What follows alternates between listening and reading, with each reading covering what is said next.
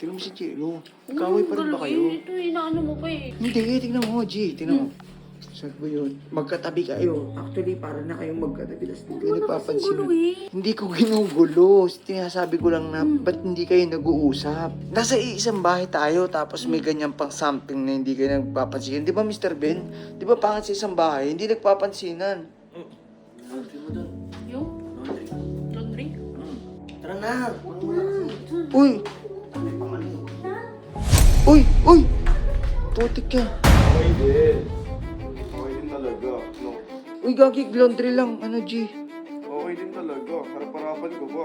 Wala na yung laundry niya lang. Hindi, yung laundry lang yun. Pwede naman tawagin lang eh. Ba't tawagan pa sa ulo? Ano ba ako dito hangin? Hindi niyo ba ako nakikita?